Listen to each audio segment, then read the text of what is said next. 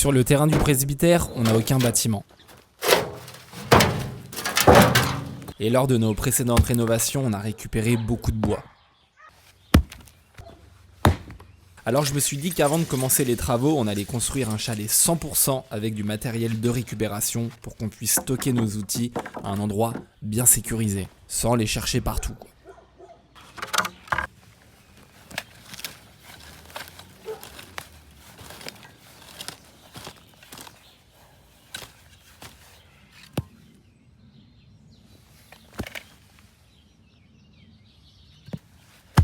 La première étape, c'est de positionner ces plots en béton qu'on a découverts dans le jardin pendant le gros nettoyage. Ils sont super lourds, mais l'idée, c'est de s'en servir comme base pour surélever toute la construction, un peu comme si c'était sur pilotis.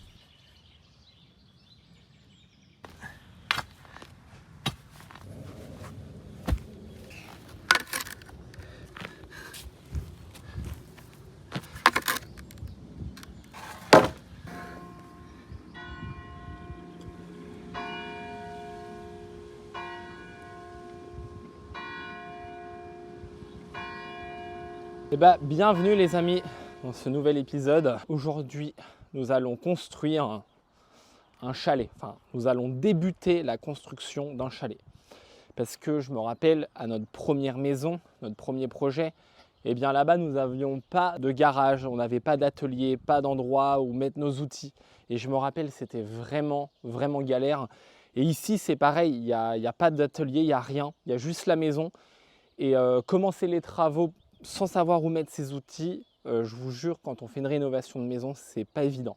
Donc là, l'objectif, c'est de commencer à voir pour faire un petit atelier pour mettre nos outils, nos affaires. L'objectif, c'est de faire un truc efficace, esthétique et qui fasse 5 mètres carrés. Parce que sinon, après, il faut des permis de construire et tout. Je vous montre ce que j'ai fait. J'ai commencé par mettre des plots de fondation.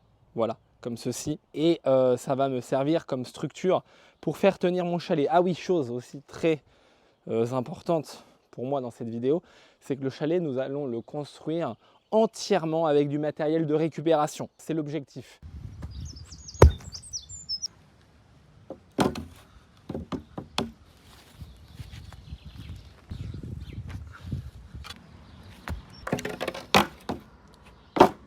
Oh merde, c'est trop bas.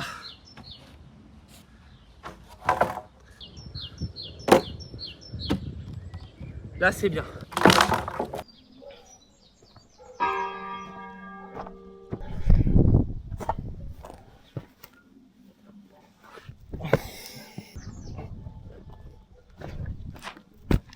Le plus dur, c'est vraiment de caler nos fondations. L'idéal, ça aurait été effectivement d'avoir un cordeau, des piquets, chose que je n'ai pas et que j'ai oublié. Donc je me débrouille sans. Voilà, j'ai de la chance. Ça tombe pile poil. Faut juste leur mettre un peu de niveau. Alors même le matériel est de récupération, hein. J'avoue, je suis pas vraiment équipé aujourd'hui. C'est bien pour ça que je construis ce chalet. Pour ramener tous nos outils.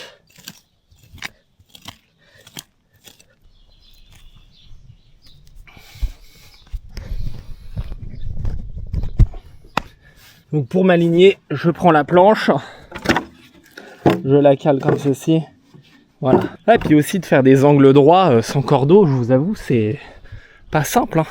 Mais bon, moi j'aime bien me débrouiller avec les moyens du bord. C'est toujours comme ça qu'on arrive à faire les meilleures choses en fait.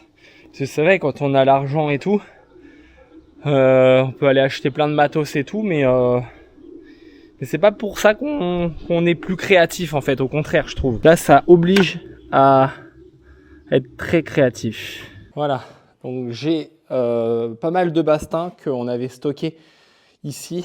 C'était les bastings donc des planchers qu'on a coupés, qu'on a gardés parce que je savais que ça pouvait servir. Donc là j'ai besoin de quelques longueurs. Ça va être fortement utile.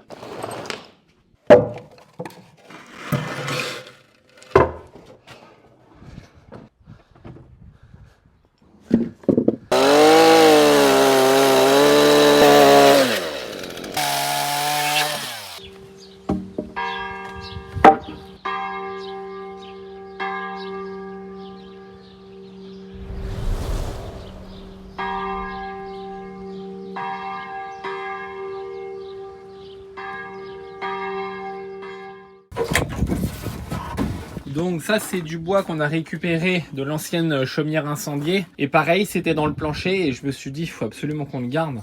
Je suis pas trop conservateur, mais des fois je me dis quand ça vaut le coup. L'inconvénient c'est que quand on fait de la récup, ça nous rajoute quand même beaucoup de boulot parce que regardez, il y a quand même énormément de clous à couper.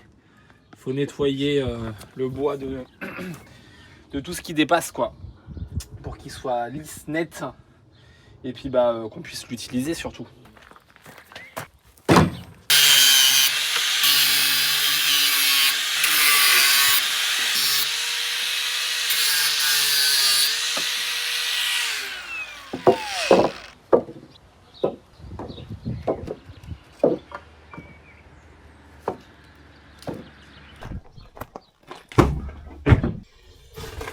Ah, en allant chercher le cordex, je me suis aperçu dans le camion que j'ai du cordeau. Donc j'aurais pu m'aligner avec ça. Trop tard.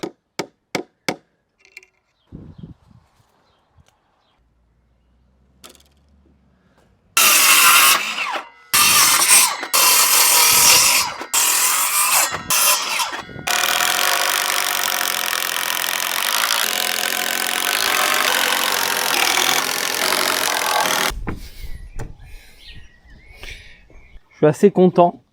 Je me dis je vais peut-être ajouter un plot de fondation juste là au milieu, parce qu'il n'y en a pas. Je pense qu'on est prêt ensuite pour attaquer les murs.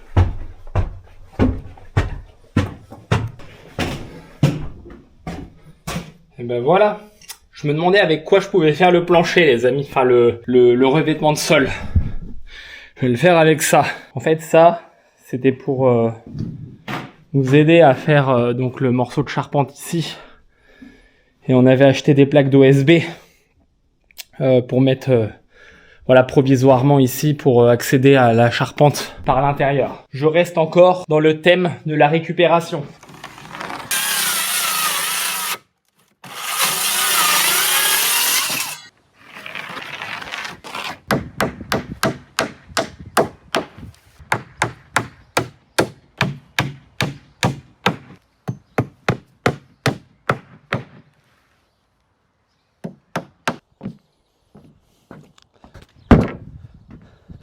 Ah la vache. Je m'assure bien que ce soit solide.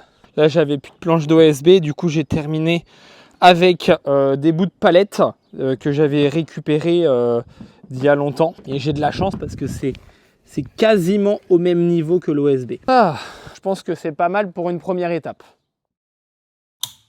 Tu vois? Ah ouais. Regarde, je peux même pas plier le pouce. Il est tout gonflé. C'est une épine. Ouais, mais là c'est infecté, hein. C'est sûr. Ouais. Bon bah du coup tu vas aller à la pharmacie. Bah ouais, ça se trouve ils vont rien pouvoir faire, je vais devoir aller chez le médecin. Hein. Je m'en fiche pas.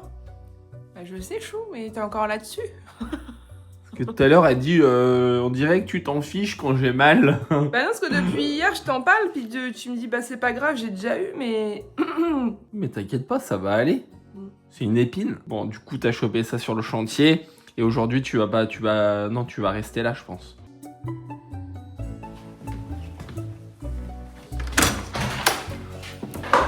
Assis. Et assis. Et Saint-Marthe? Oui. Rémi? Oui.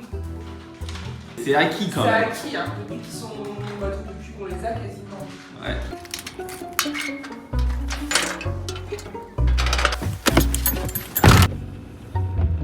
J'aurais bien aimé que Charlotte elle vienne avec moi aujourd'hui. Malheureusement, elle a une épine dans le doigt. Il faut qu'elle la fasse retirer. Car aujourd'hui, j'avais besoin d'elle pour monter les murs de notre cabane. On va faire comme des encadrements, des cadres que je voulais lever en fait. Et puis tenir. J'aurais voulu être deux pour faire ça quoi.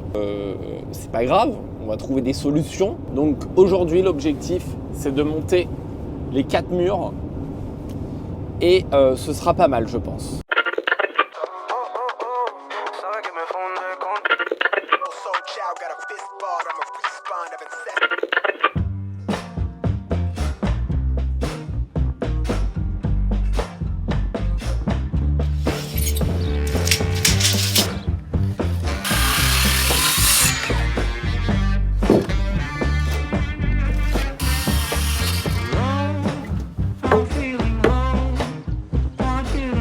gorgée de café avant de commencer. Si ça tient en équilibre comme ça, c'est bien, parce que c'est pour ça justement que je voulais que Charlotte soit là. Mais manifestement, le ciel veut peut-être m'aider.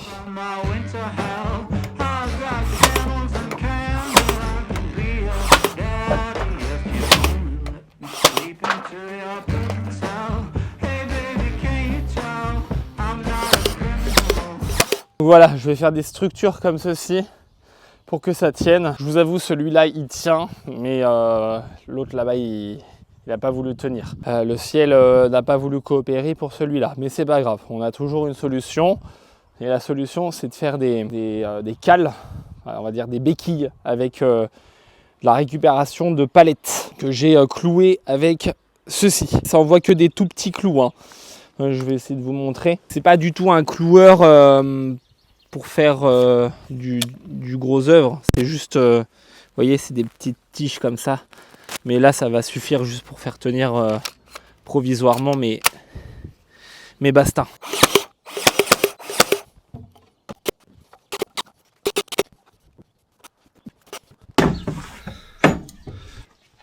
Est-ce que c'est de niveau? J'avoue, ce serait quand même assez incroyable, mais je ne pense pas. Ah, ça en est pas loin. Ah bah là, comme ça, c'est le niveau. C'est impressionnant. Je kiffe. Et là, comment que c'est? Ah, c'est pas de niveau là. Est-ce que si je bouge... Ah bah oui, je peux bouger mes baguettes. Bon, sauf que là... Ah bah oui, on peut forcément bouger les baguettes. C'est très pratique ce système. Je recommande. Ça va pas être facile. Tout seul, c'est pas simple. C'est pour ça que je voulais que Charlotte vienne. Mais bon, elle a une épine dans le doigt.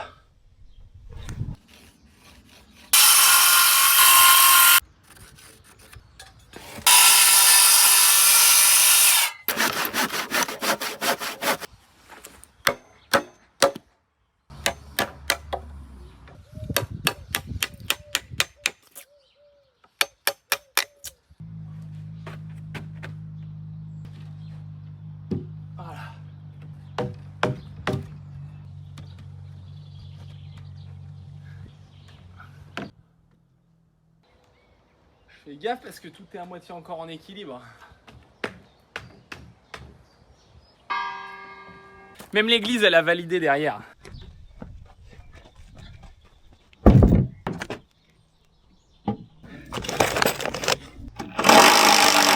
Je pense que j'ai terminé les poteaux principaux. Mon bâtiment, il a tendance à bouger comme ça. Donc il faut que je rajoute comme des croix ou des genres de jambes de force.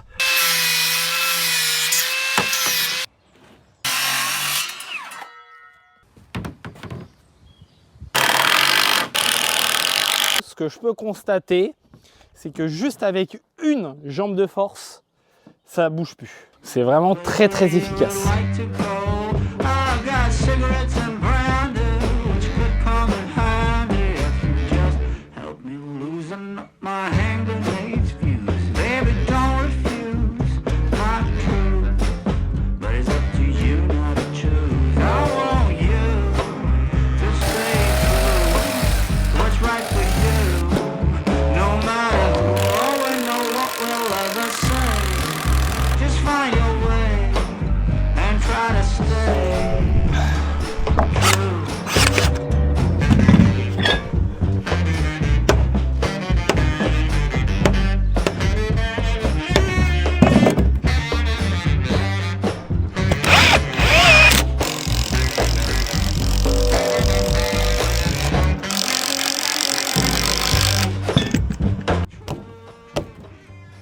Là, franchement, les renforts comme ça, c'est indispensable. Là, je pense que pour aujourd'hui, c'est pas la peine d'en rajouter. On est sur une bonne base parce que faut que ça tienne bien pour ensuite monter là-haut et faire une charpente. Et je rappelle, les amis, que je veux un résultat esthétique.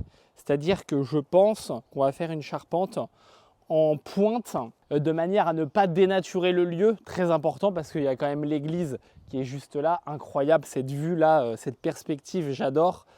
La maison et tout. On va faire quelque chose d'esthétique.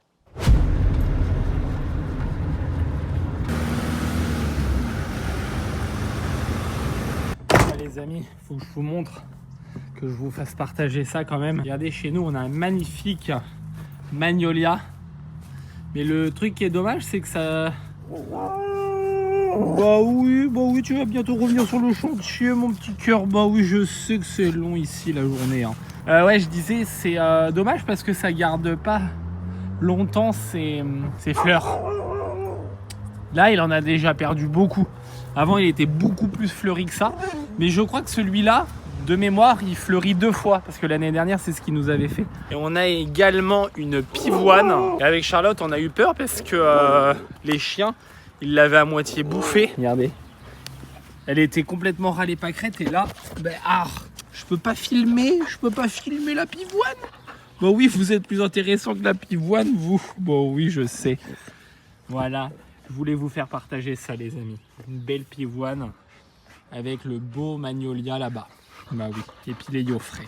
Bah oui, je sais. Ah, ils me font tomber. Ah, oh non, non, arrêtez. Vous êtes trop mignons. Vous êtes trop mignons.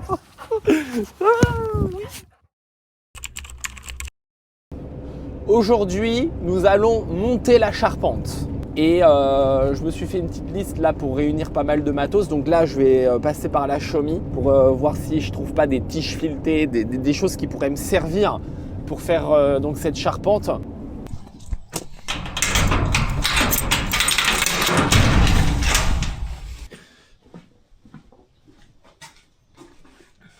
Ah, voilà. Donc là, il y a tiges filetées. C'est exactement ce que je voulais. On sait jamais, hein, pour faire une charpente, ça peut servir. Ça c'est dedans. Là, il y a les boulons qui vont pour la tige filetée. Et là, voilà, c'est ça que je cherchais. Je savais que j'avais ça au cas où. Au cas où je me chauffe et je fais des tenons mortaises. J'ai les chevilles.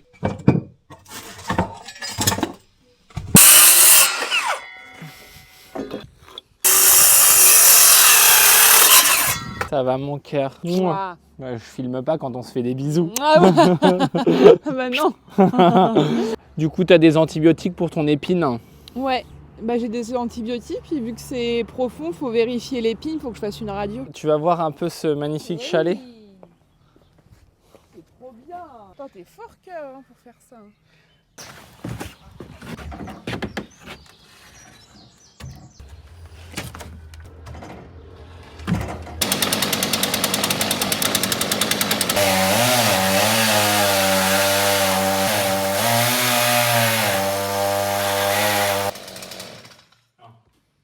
Faut que je change la chaîne. On a un raffûteur de chaîne qu'il va falloir qu'on teste. Ah oui, c'est vrai. Ça va éviter de payer des chaînes tous les 5 minutes.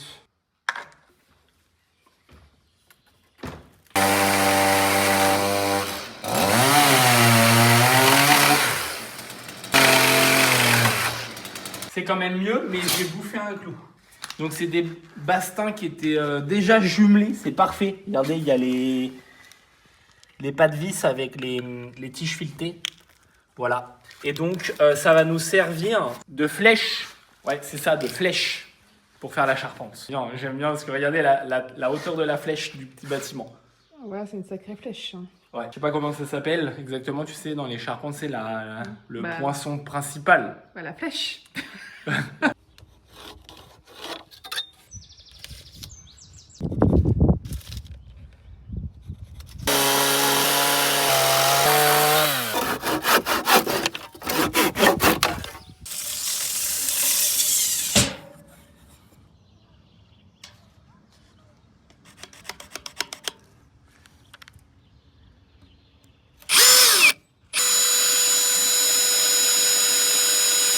Elle perce plus.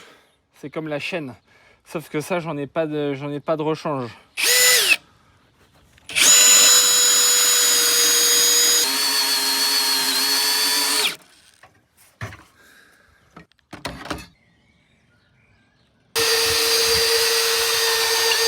Je vous avoue que mettre ce morceau tout seul là-haut, je sens que ça va pas être facile, mais j'ai envie de le tenter.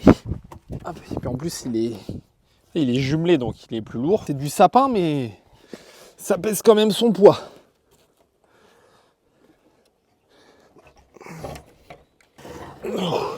Oh putain.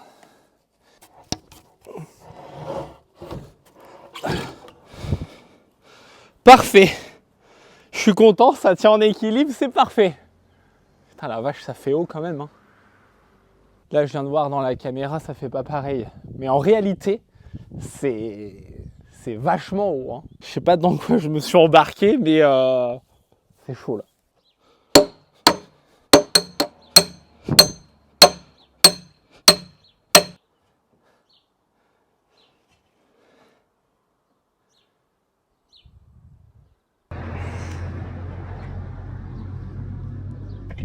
Oh merde! J'ai fait tomber la caméra.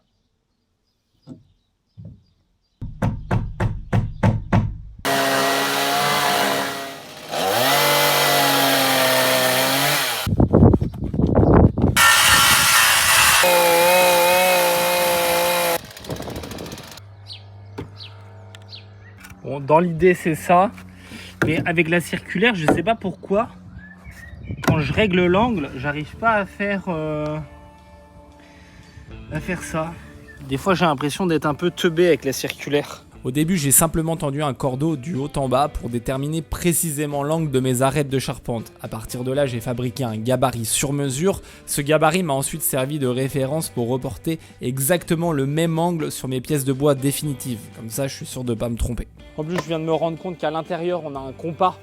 Donc ceci, ça aurait pu être utile au lieu de se faire chier avec le niveau et tout ça. Il est vraiment temps qu'on termine ce chalet pour ranger tous nos outils.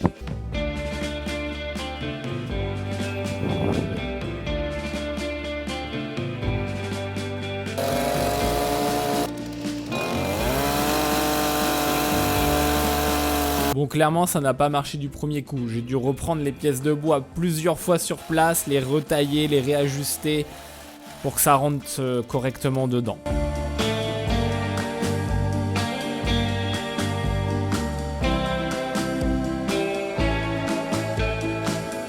Je vais mettre à l'opposé tout de suite l'autre pour que ça fasse un contrepoids.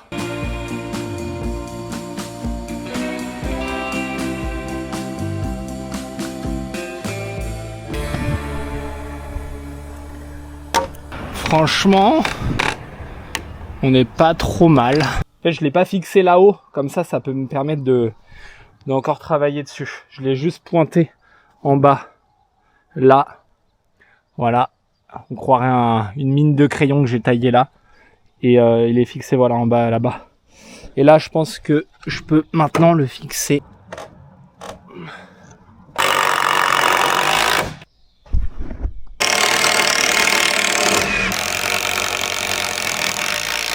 Il n'y a plus qu'à faire pareil avec les deux autres. Ouais, donc les arrêtiers sont fixés. J'ai été surpris de voir la rigidité que ça apporte direct, surtout au niveau du poteau central. Donc maintenant, il faut tout bien fixer définitivement avec des grands clous. Parce que comme je disais, les clous, ça casse pas, alors que les vis, ça peut avoir tendance à casser. Et donc voilà. La prochaine étape, ça va être de mettre les chevrons. Et du coup, en faisant, il y a des idées qui me viennent en faisant. C'est-à-dire que les chevrons, je vais les faire venir ici jusqu'à la sablière de mon bâtiment. Et ensuite, je vais faire une casquette avec des chevrons pour rappeler l'église en face. Parce que les amis, j'ai observé l'église là-bas. Il y a une sorte de casquette. Et du coup, ça m'a inspiré et je veux faire ce rappel. Donc, pour aujourd'hui, c'est terminé. Je vais rentrer à la maison.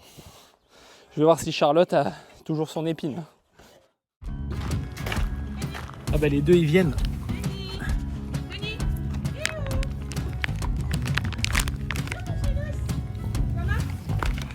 Là on avait des magnifiques fraises. J'ai dû mettre une clôture. Bon j'avoue c'est vraiment provisoire, hein. C'est pas joli. Ouais, mais en attendant ils y vont pas. Mais en attendant ils y vont plus parce qu'en fait ils piétinaient tout. Et en fait partout c'était comme là au milieu et du coup là on voit que ça repousse. Ça repousse puis il y a des fleurs, donc je pense qu'on va avoir des fraises. Ouais. Je t'ai pas dit la dernière fois, c'était trop drôle, j'ai ma voiture qui est garée là et je m'en allais chez Piou, je sors et il y avait une dame qui était là parce qu'en fait le lilas il dépasse sur la rue. Elle était en train de prendre en photo. Puis après, elle se mettait à côté du lilas, puis elle se prenait comme ça en photo là. Sérieux? Je te jure, j'ai même trop pris bien. une photo. Ouais, ça, j'adore l'odeur. On le sent dans tout le jardin. Enfin, du sapin là-bas, je le sentais. Il avait dit dans la vie, il faut prendre le temps de sentir les fleurs. Ah oui. Je trouve que ça provoque du bonheur, les odeurs. Ça sent vraiment bon le lilas. Hein. Ça a une vraie odeur. Hein. Je kiffe. Enfin, une transition avec le portable dans la gueule. Ouais, bon les amis, transition. Grosse force à tous les charpentiers de France. Je suis éclaté. Bon, sur la fin, j'étais tellement claqué que j'avais plus trop l'inspiration ni les mots pour bien vous expliquer. Du coup, j'ai fait une voix off.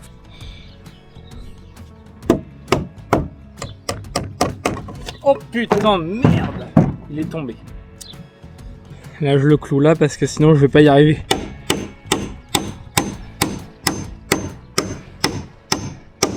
Allez, je fais pareil de l'autre côté.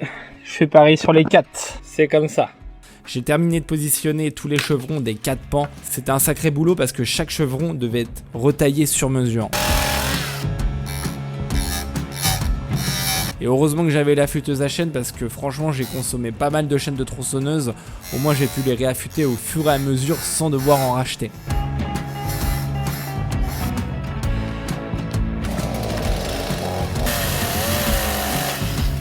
Et j'ai même finalement fini par tailler directement dans mon tronc de sapin qu'on avait élagué à l'époque pour fabriquer un chevron, enfin même des chevrons.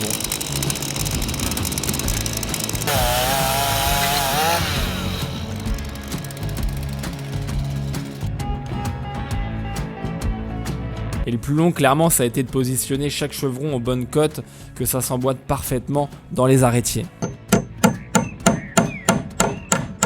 Bon, j'essaye de croiser les clous au maximum.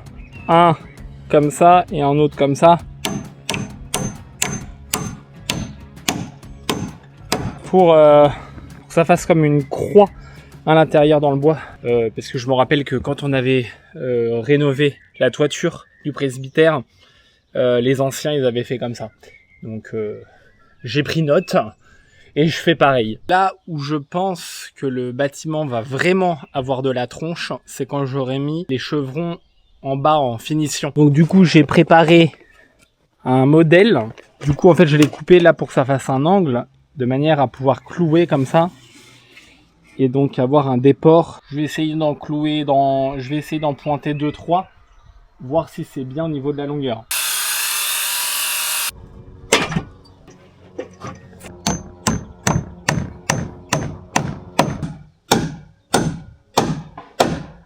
Bon, eh bien, la première étape de ce chalet est terminée, les amis. J'ai construit toute la charpente avec du matériel de récupération. Pour l'instant, j'ai tenu l'objectif. Et nous sommes sur la bonne voie. La deuxième étape sera d'habiller ce chalet encore avec du matériel de récupération. En fait, je récupère pas mal de matos depuis qu'on commence la rénovation à droite, à gauche, en me disant ouais, plus tard, je vais m'amuser avec des constructions quand on sera plus libre financièrement, quand on aura du temps et tout. Mais en fait, je me rends compte que si on ne crée pas ce moment-là, ça n'existe pas. Le plus tard, eh bien, c'est maintenant. C'est maintenant que je fais des petits kiffs comme ça et je vais continuer d'en faire. Eh bien, en tout cas, j'espère que cette vidéo vous aura plu. La prochaine étape, je vous le disais, ça va être d'habiller complètement ce chalet. Peut-être que dès la semaine prochaine, vous découvrirez la suite de la pose des tuiles en bois faites maison.